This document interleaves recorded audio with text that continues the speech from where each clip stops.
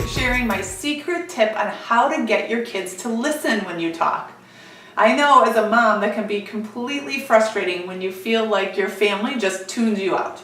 I have been there and done that. In fact, if you had asked me probably 5 years ago, I frequently felt very frustrated, even to the point of feeling resentful, because I felt like my girls and even Mike just didn't hear what I was saying. I had to repeat myself over and over, and it really drove me crazy. So if you're in that situation, then stay tuned, because this reminds me of a woman that I love and I connected with last week.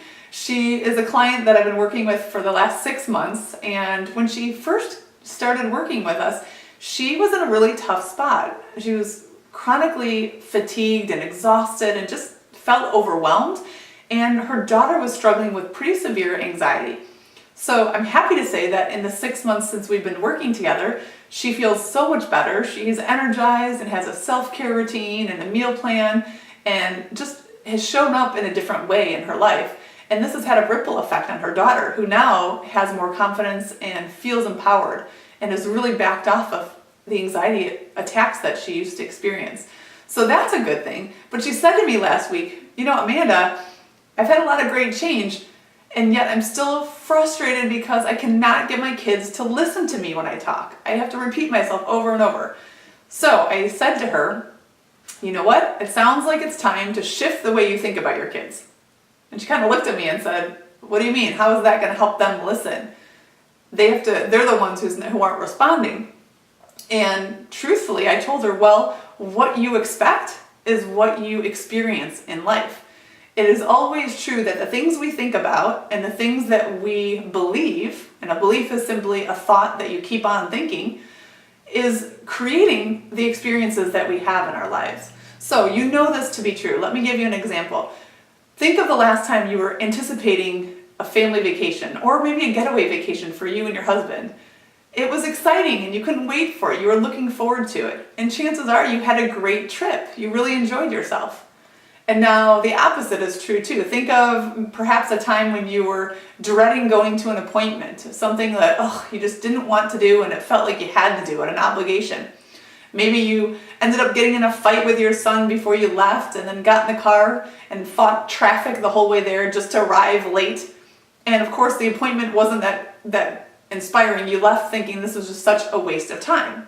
Well, once again, your expectation, your belief created that situation. And sometimes, may I be bold enough to say that we actually shoot ourselves in the foot when we talk about how much our kids don't listen to us. And sure, it's great to relate with other moms and have those conversations and commiserate each other. Yet I'm going to challenge you to turn that conversation in a slightly different way, a little bit more empowering way. Instead of saying, yeah, my kids never listen, this is really annoying, say something like, I used to have trouble with misunderstandings in my family, but I'm really working on a way to help my kids hear me better. And that can be empowering in and of itself. So what is the simple secret strategy to help make a shift in the way that you think about your kids? Because again, the truth is there must be some underlying expectation or belief that you have that they're not really going to listen to you, or it's not really going to be effective when you're asking for something or reminding them about something. So how can we set the stage differently and be proactive to have a positive expectation and a positive belief about our own family? Well, my simple way that I would talk to with my client was to take your cell phone and pull up one of your favorite pictures, maybe put it at the top somewhere that's easy to get access to, and your favorite pictures of your child or your favorite picture of your family. And then be proactive and look at that 3 times a day. First thing in the morning, maybe as you're doing your self-care routine, or before you journal, or before you go downstairs to get breakfast ready. Take a look at that picture and really give yourself a moment to stop and remember what it is that you love about that picture. What it is that you love about your child. What it is you love about your family. And do the same thing. She did the same thing again before her daughter came home from school and before going to bed at night. And I kid you not, she said to me just 3 days later, Amanda, I don't understand. This is like magic. I don't even understand how this translates. But simply by looking at a picture of my daughter and remembering the good things and the good times, we have totally shifted in the way that we are talking to each other. She even offered to help me unload the dishwasher the other day. And she offered. And it really has this amazing effect. I'm going to encourage you to try it. Don't just take my word for it. You have to see if this works, right? So try it for 1 week. Be proactive. Use that little picture reminder, that visual reminder of what you love about your family or one person in particular, and see how that has an impact on the way that you guys interact and the way that you communicate going forward.